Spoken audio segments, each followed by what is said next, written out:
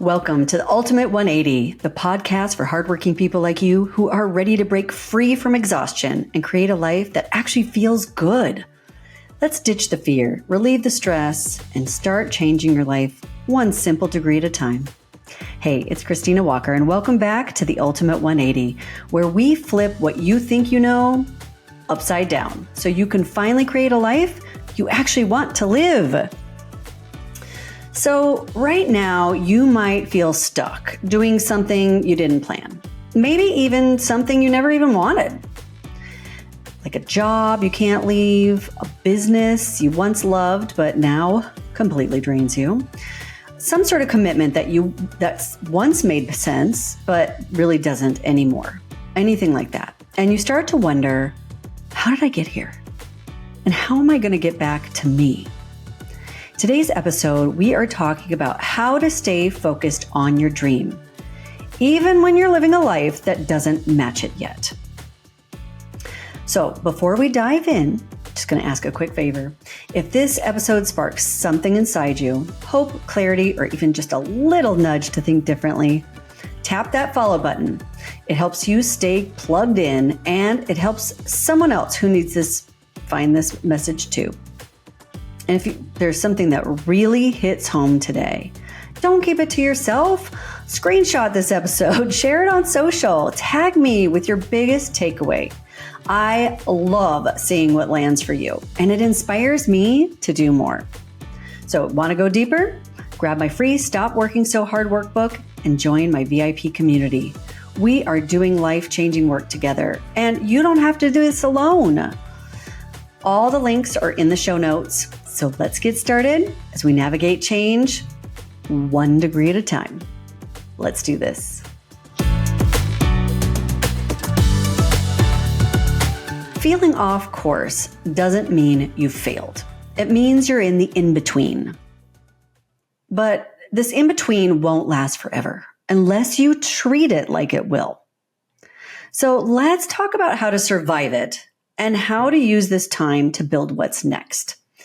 But whatever you do, don't settle for just okay living. Now, I have to say, when I was saying in between a second ago, and the in between, if you're a Stranger Things watcher, it reminded me of the Upside Down. I don't know why, but that's why I had a little, like a pause. It made me laugh. Anyways, you have to take moments like that and laugh. So what I want to tell you is when you're feeling stuck, that this is not forever. Even when it feels like it is not forever. Because the reason this happens is our brain loves to make temporary discomfort feel permanent. Because it's actually trying to prevent you and protect you from disappointment. It's its job. It's what your brain does. And it says, oh my gosh, okay, guys, this is where we're at. Hunker down. This is forever. And it's most likely not true, whatever it is. Now, I mean, obviously there's some things that are permanent, but your life is not permanent. You are feeling stuck in a rut of where you're at. But when your brain takes it to that level of feeling permanent, that's when we feel stuck. And stuck feels terrible. But jobs, different roles in your life, whether it's, your parenting roles that change, your relationship roles that change, different seasons, everything shifts. They always shift at some point. So what you're in right now, this current chapter, it's not your full story. It's not the story of your life. And this happens to us quite often, and it can happen with small things, and we definitely know when it happens with big things when we feel stuck. So just a quick story so you can understand is, I grew up kind of as a sick kid. So I was always in and out of hospitals with asthma, and I was constantly on medication. And so I lived this life. And then, as I grew up and things changed and I was more in control of my choices, I made changes that suddenly I wasn't sick as much anymore, and I wasn't on any medication, and I never had asthma anymore. And so I kind of had lived a really long time with medication and hospitals and stuff happening and unpredictable. And then, you just keep going. Well, my husband didn't live life like that. He was a very healthy kid, and that's all he really knew. He went to the hospital because, he broke something. You know what I mean? Like, it's those times, like when you break something or stung by a scorpion or whatever, like that for him was the only time that you needed medical attention. He really was not a sick kid. So later in life, and I don't even remember what it was, but it was something that he needed to take some medication, and it was for a while. And it wasn't anything life-threatening, but he really struggled, A, to even start it. And then B, it was like he was getting angry. And I'm like, what is going on with you and this medication? And he's like, I've never been a sick person. I'm not used to having to do this. And I thought, oh, I get it. Like for him, this was something totally new. And in his brain, it was, this is forever. This taking of medication is now my life forever. I'm one of those people that has to take medication forever. And that struck for him.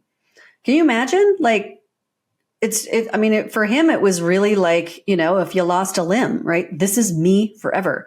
And our brains do that so often with so many different things.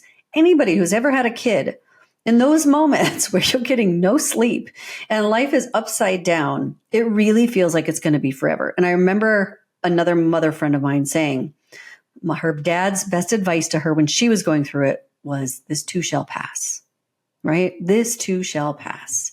And pretty much everything in life is going to be this feeling in the moment, even in big losses, that horrible feeling will pass. So we have to remember that no matter what you're going through, no matter if it's something small, simple, whatever, it is true for you.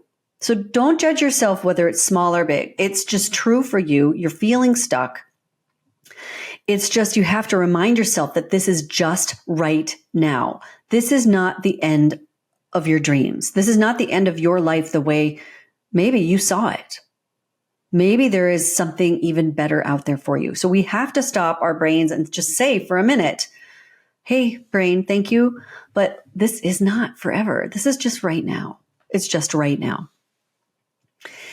Then number 2 is we have to really stop giving all of our energy towards this thing, because you would be shocked sometimes how much energy we give to these moments that we feel stuck. We even sit around and say, oh, I just feel stuck. I feel terrible. I feel meh. How do I feel today? I'm still meh. I'm this, I'm that. We give so much energy into that we don't feel right, that we get stuck in the not feeling right. So we have obligations, of course, that demand our time. These obligations that might not be feeling great, but they don't deserve all of our energy. And they definitely don't deserve our full identity. I hope that makes sense. So just because right now you're having to be a caregiver, or right now you have to take some medication, or right now you have to go back to school for something, or right now, whatever it is, whatever you're going through, it's a right now situation. And it doesn't deserve all of your energy focused on that. You are focusing your entire energy and identity with this thing that sucks. And that's why your life feels like it kind of sucks, or at least it's sucking the energy out of you, because we're focusing our energy on that more than we're focusing our energy on anything else.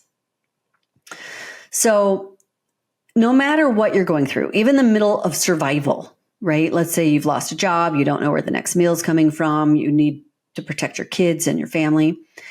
You can protect a sliver of your mind and your heart of what lights you up. Do not feel guilty about that, because that is what is going to pull you through.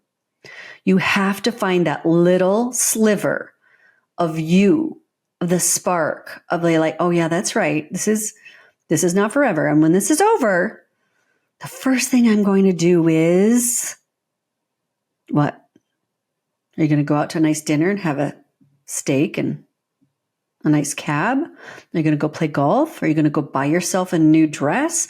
What is it that you're going to do? You're going to take a vacation? Whenever you're done with this little season or long season, what are you going to do? And you've got to have those slivers, those little slivers of you in your mind that lights you, anything that lights you up to keep your brain from thinking it's stuck here forever. And that is what's going to get you out of it. It's going to be that little bit of spark that's going to remind your brain like, oh, that's right. It's just right now. And it's okay. It's a right now thing. So one thing, I like questions. One thing you can ask yourself is, what is the one thing I can do this week that belongs to the future that I want? Now, if you could do one thing each day, that's even better. But start with, what is one thing that I can do this week that belongs to the future me, right? Something that moves you closer, something that readjusts that navigation system inside you, turns that needle somewhere else and says, oh, okay, what is it? I don't care if you just go searching online for the next new shoe fashion or the next cool golf club or where you're going to take lessons at or where you're going to eat dinner at. It's something. Take time to do one little thing towards the future you. Maybe there's a class that you want to take that you can't afford right now.